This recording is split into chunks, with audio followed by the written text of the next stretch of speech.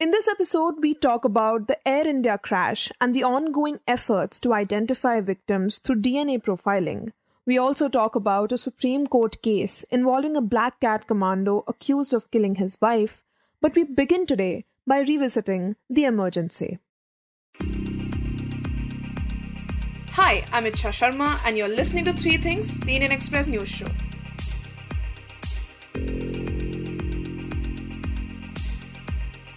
A few minutes before midnight on 25th of June 1975, the President of India, acting on the advice of then Prime Minister Indira Gandhi, declared a national emergency under Article 352 of the Constitution, one that would last for 21 months. During this extraordinary period, India witnessed the suspension of civil liberties, pre-censorship of the press, the cancellation of elections, forced sterilizations, and rule by decree. Almost all major opposition leaders were arrested, and according to the Shah Commission, about 35,000 people were detained without trial, though other estimates place this number much higher. The emergency remains one of the most unsettling and authoritarian phases in India's political history, one that continues to provoke debate, reflection, and reckoning. On its 50th anniversary today, to revisit this period and discuss its impact on Indian politics, my colleague Shashank Bhargava is joined by veteran journalist and contributing editor for the Indian Express, Neerja Chowdhury. Neerja, let's start this conversation with some background. Tell us what actually led to the emergency, which we know was one of the darkest chapters in modern history. What actually led to it? Actually, it's ironic because there's so much crisis going on today in West Asia. It's Israel versus the Iran and Gaza and Palestine. And 1972, there was also a similar crisis, Arab-Israeli, what was called the Yom Kippur conflict war. And that led to prices of oil spiraling and had a huge impact in India. Because suddenly I remember prices of edible items went up. And I remember my mother, we used to have dal sabji and maybe a little bit of paneer every night. It was, normal khana. And suddenly certain things went out of the, window. We could not afford it. Or if she wanted to take a scooter from, Kakanagar to Connaught Place, we couldn't afford it. Suddenly prices had shot up and things had become harder.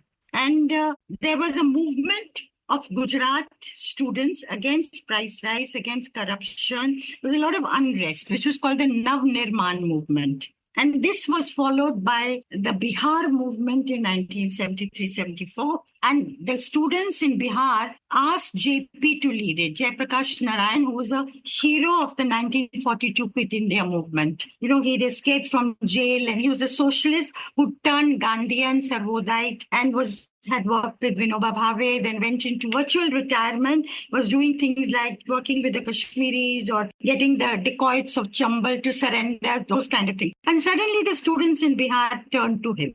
And he gave leadership to this movement, which was again against rising prices, against corruption, and for electoral reforms, and so on. And it snowballed. It just caught on. And, the opposition forces joined hands, and they demanded that Indira Gandhi resign. So this is the kind of mahal in the country in 1973-74. Remember, only 2 years earlier in 1971, Indira Gandhi was hailed as Durga by Atal Bihari Vajpayee, her opponent, because she had helped create this new nation of Bangladesh and change geopolitical realities and won the war with Pakistan.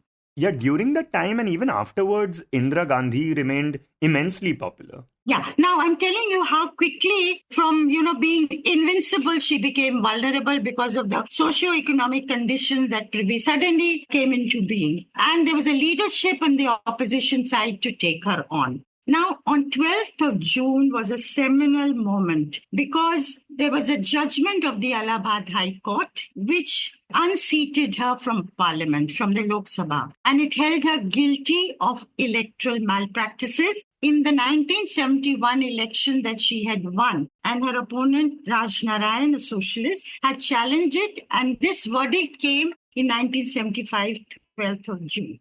Now there were demands that she resign, and I believe for a short while she considered resigning and making way for somebody else to take over till the Supreme Court could acquit her. But very soon she was prevailed upon by her son Sanjay and others in the party. Do not do this. It was too risky a business. And then on the 24th of June, the Supreme Court did not give her a stay, an absolute stay. On the 25th of June, she decided to impose a nationwide emergency in the country. And what did it entail? At night, she sent the police to arrest prominent opposition figures. Jayaprakash Narayan was picked up at 3 a.m. from the Gandhi Peace Foundation. And I remember, at that time, he'd said this, the 4 words he'd uttered were Vinash Kale Viparita Buddhi. Meaning that those the gods wanted to do down, they first made them a bit mad. Right, and that time almost all opposition leaders were arrested. Morarji Desai, Atal Bihari Vajpayee, L.K. Advani, all of them were picked up. And there were so many whose families didn't even know where they had been taken. And the other detail which is also interesting is that on the night of June 25, when the president signed the proclamation of emergency, power was cut off to the Bahadur Shah Zafar Marg in New Delhi, where most newspapers had their offices. And in other parts of the country, newspaper presses were raided and stopped, and bundles of newspapers were seized. And censorship, of course, was a big part of this period. Now, you had been writing for the Bombay-based news weekly Himmat. What kind of censorship did they face? So initially, smaller papers like that were not asked to submit whatever they wrote for pre-censorship. They were given guidelines, and you had to follow guidelines. Don't do anything that's dangerous. Don't do anything that's objectionable. And when you wrote something that violated what the censor thought was dangerous or objectionable, then Himmat also was asked to submit itself to pre-censorship. And one of the things that they had found objectionable was on October 2 that year at the Gandhi Jayanti, Acharya Kriplani, J.B. Kriplani, and some others, including the chief editor of Himmat, Rajmohan Gandhi, who happens to be the grandson of Mahatma Gandhi, they were arrested, and Himmat published this little item that this had happened. And this the censor found very objectionable. Indian Express, of course, came out, where there was complete blank page by way of protest. So various papers protested and resisted this emergency. But what happened during the emergency? The fundamental rights were suspended. The press was, as I said, censored, muzzled. The judiciary was weakened. The right of habeas corpus taken away, and but the term of parliament was extended twice. And what went against Indira Gandhi finally was the enforced sterilizations, which in the year 1976 alone were huge number, lakhs people were. And farmers used to be told that bijli pani would be cut if they did not submit to it. Young couples, the husband would be sterilized. Right, and back then, population control was seen as a way to solve India's many economic challenges. And forced sterilization was the idea of the Prime Minister's son, Sanjay Gandhi, who in reality had no official position in the government, but this was just his personal mission, part of his 5-point program, which included slum clearance, afforestation, getting rid of dowry, and getting rid of illiteracy. Yeah, family planning is one of Sanjay Gandhi's 5-point programs. And there were quotas given to government people and Congress people. They had to fill those quotas. And to beautify Delhi, people were uprooted from their homes, Turkman Gate, and sent 25 kilometers away. Now, the press couldn't write about it. This is something that came to light later. I remember in 1976 when I toured the area, these resettlement colonies were established. When I toured this Turkman Gate area, I found a lot of resentment that people spoke about. They talked about let elections be held and we will show her. So the suspension of civil rights, human rights, fundamental rights of citizens and their right to go to court and get justice there, and the right of freedom of the press to highlight what was really happening. All those rights were taken away. And that is what it all entailed. And talk about the attempts that were made to resist all of this, to challenge authority back then. Of course, there were those who were in jail. Very large number were in jail. And George Fernandez was the one who had led the railwaymen's strike in 1974 for better conditions for railway workers. Yeah, this was India's biggest railway strike and it lasted for about 3 weeks and it completely paralyzed the entire country. Completely paralyzed the country. And that, again, was a seminal moment which spelled the decline of the Congress party, which had been riding high otherwise. So George Fernandez happened to be in Orissa with his wife and young son, and he was not in Delhi. And he was tipped off early that the leaders had been arrested on 25th night. So on the 26th, he went underground. And George, in that 1 year when he was underground, he was sending out letters, whether it was to railwaymen, whether it was to taximen. He also had led a taximen's union in Mumbai and generally put out these letters asking people to join this exciting fight for freedom again. And so I remember even on Himmat, some of us, there was local socialists who would bring out these newsletters that could not be published in the press. And they would be, distributed. So those kind of things people tried to do wherever they were. And of course, the narrative of the government was that the trains were running in time, things were peaceful.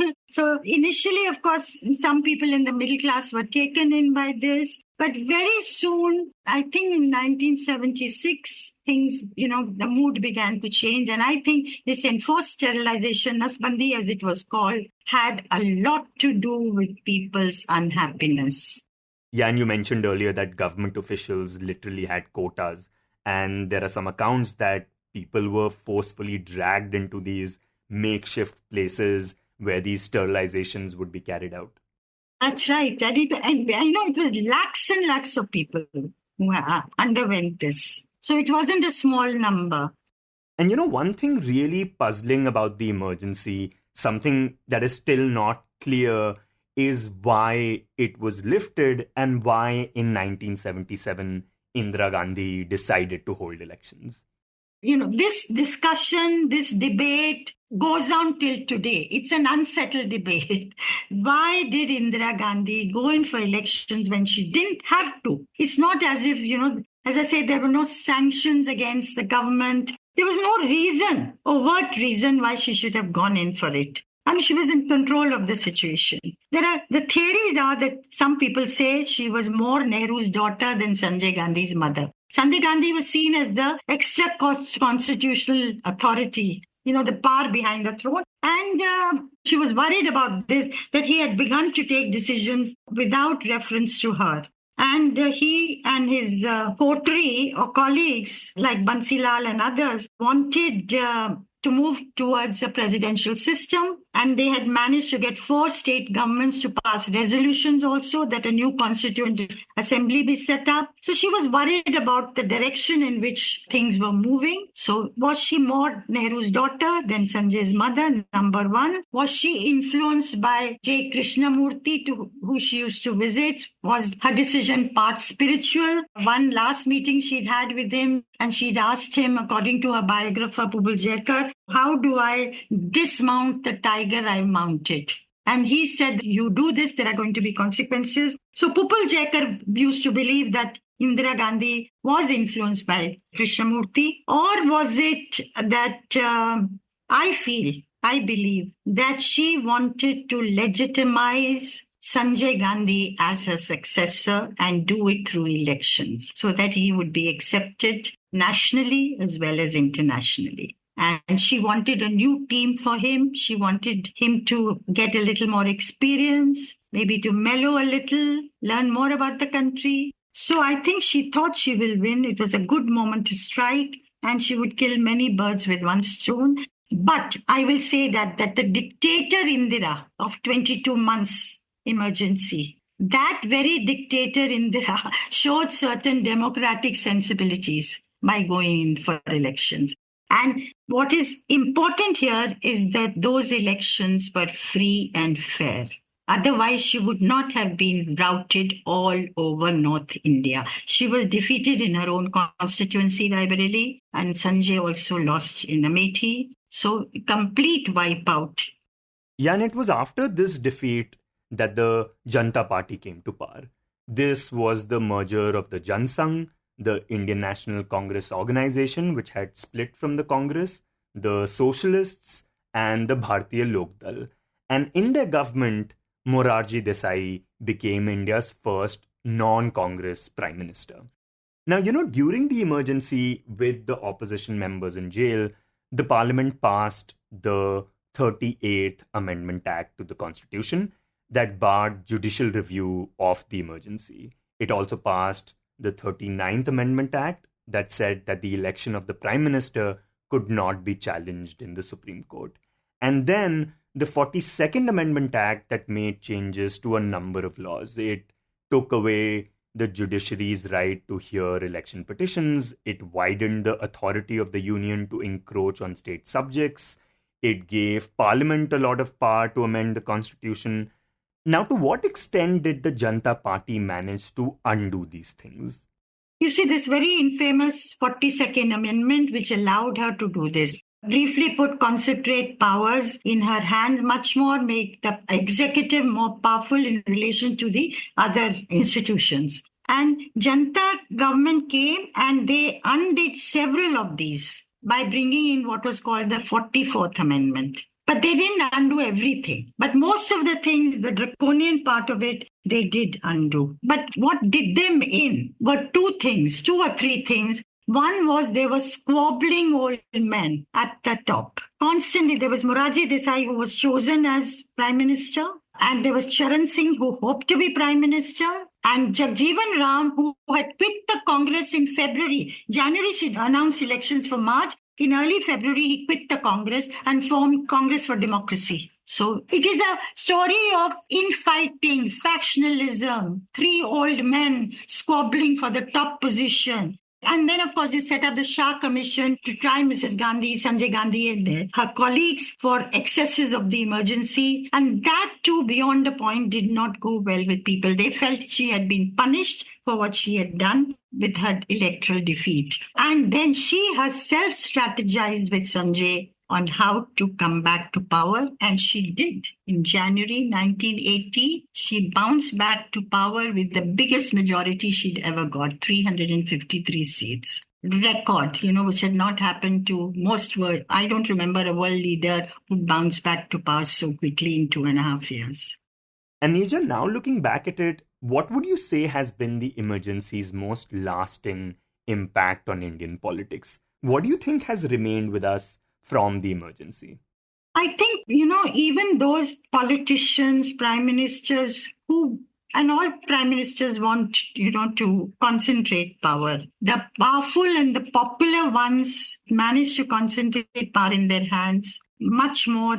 And it is during their term that democratic institutions come under stress, that much more. And this is a paradox of our politics, that it is during the term of weak prime ministers, those in the coalition era, which we've had for 25 years, till 2014 when Narendra Modi came to power with the absolute majority. During their term, that democracy has had a greater play and democratic sensibilities because they have to consult so many more people. But that is an irony. But what is the message it's left? Indira Gandhi spoke about the excesses of the emergency afterwards. Rahul Gandhi, 4 or 5 years ago, talked about it having been a big mistake. And the BJP, which was then Jan Sangh, and the RSS learned a big lesson that they may want to concentrate power. They may want to, institutions to kowtow to them. But they may have learned that it's not wise to do it formally. And the emergency, I think, taught that to people. But what it left, say, with someone like me, that leaders will come and go, powerful leaders will come and go, weak leaders will come and go. What is going to keep our democracy kicking and alive and vibrant and precious is the health of our institutions. If they are strong, our democracy will be strong. And that is the challenge. And now we turn to Gujarat, where authorities are continuing the complex process of identifying victims of the recent Air India crash through DNA profiling. In Ahmedabad, the aftermath of the Air India crash continues to unfold 10 days after a London-bound Boeing 787 Dreamliner crashed shortly after takeoff, killing 241 passengers and crew and at least 19 people on the ground.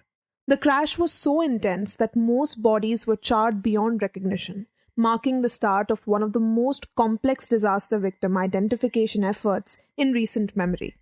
As of 23rd of June, DNA samples from 251 victims had been matched and 245 bodies have been handed over to the families. But these numbers only hint at the scale of work involved and the pain families endured waiting for closure. As one official told the Indian Express, the identification process is painstakingly slow, not just because of the science involved, but also because of the law. So, for any given area or city, an event like a tragedy, like a plane crash, is a once-in-a-generation event. This is the Indian Express's Brendan Dabhi, who has been reporting on the crash for the paper.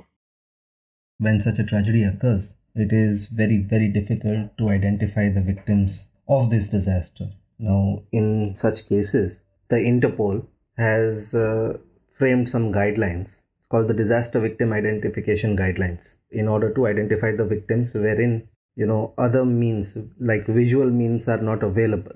For example, in this case, the bodies of the victims involved in the crash, not just in the aircraft itself, but also on the ground, were so badly charred that there could be no visual confirmation of their identification.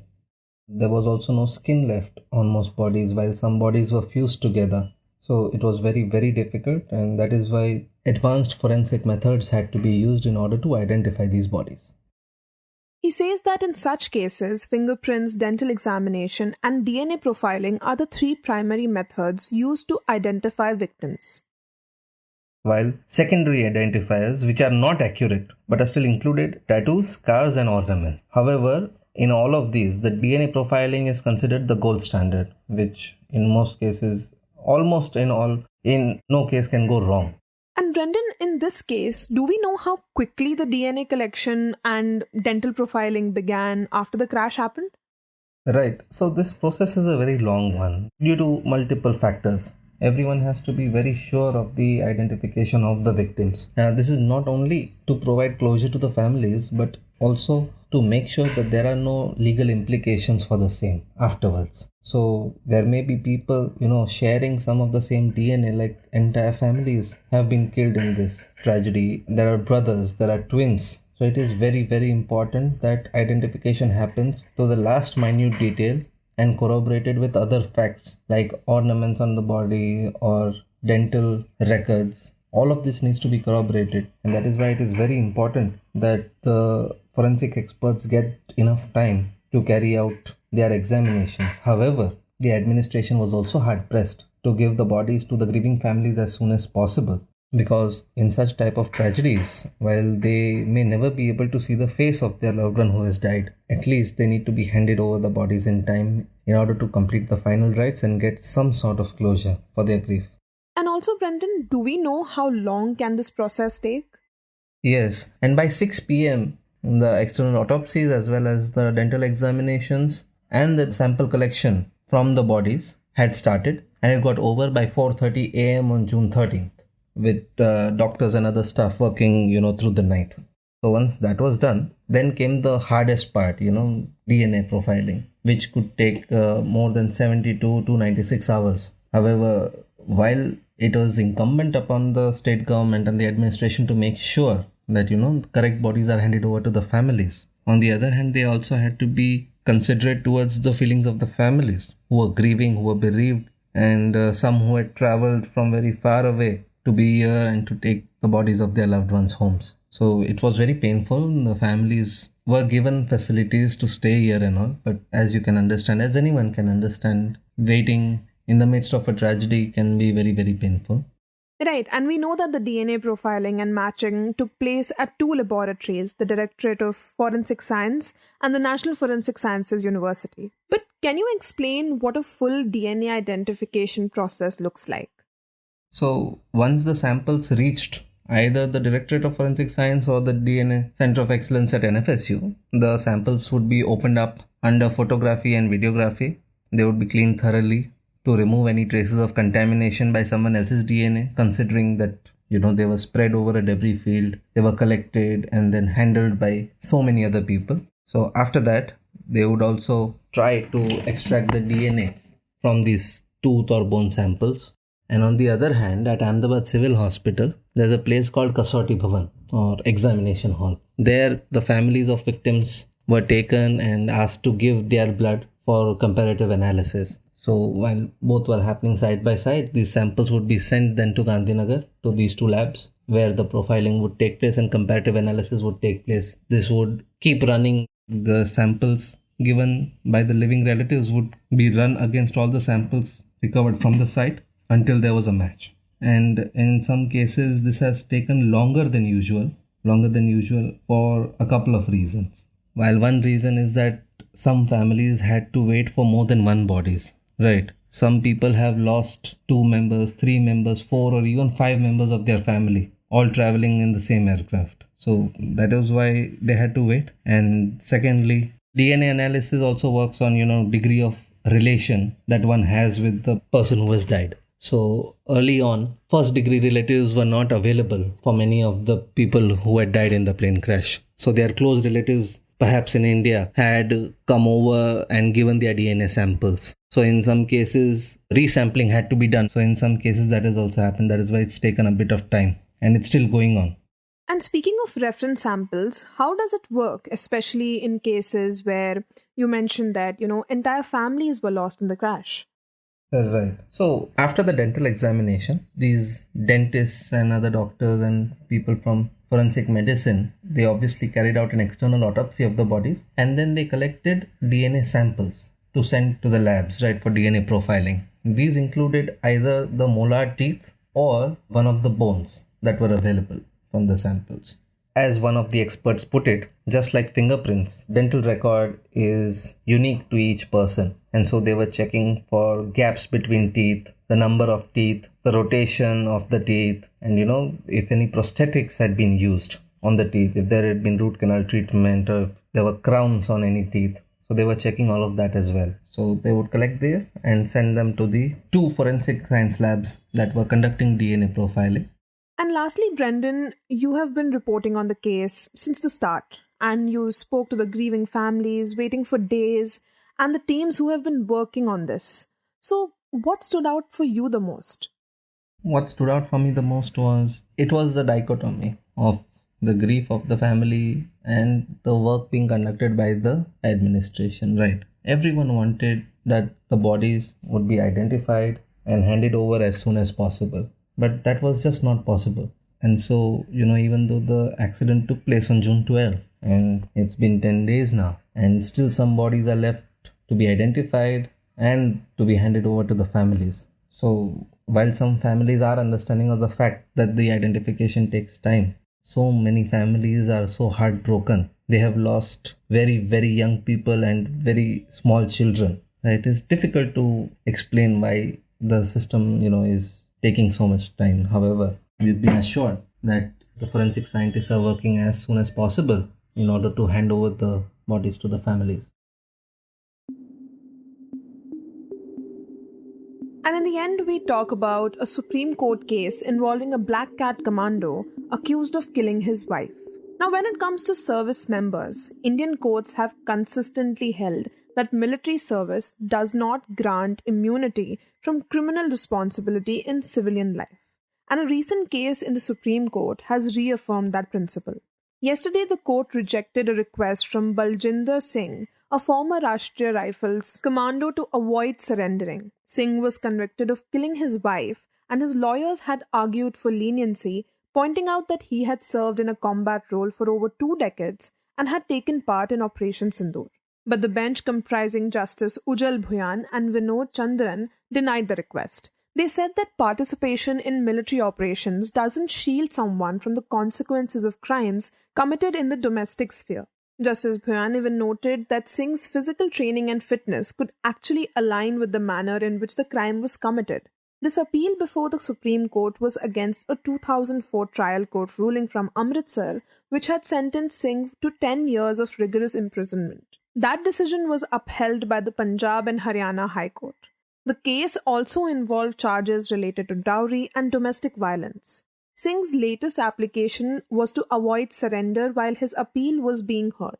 The court, however, declined the request. Justice Bhayan pointed out that such exemptions are usually given in cases involving sentences of 6 months, 3 months, or up to 1 year, but not in cases involving serious offences with decade-long sentences.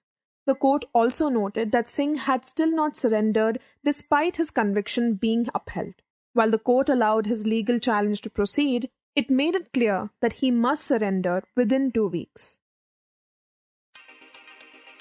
You were listening to 3 Things by the Indian Express. Today's show was edited and mixed by Suresh, Pawar and produced by Shashank, Bhargava and me, Ichha, Sharma. If you like the show, then do subscribe to us wherever you get your podcasts. You can also recommend the show to someone you think will like it. Share it with a friend or someone in your family. It's the best way for people to get to know about us. You can also tweet us at Express Audio and write to us at podcast@indianexpress.com.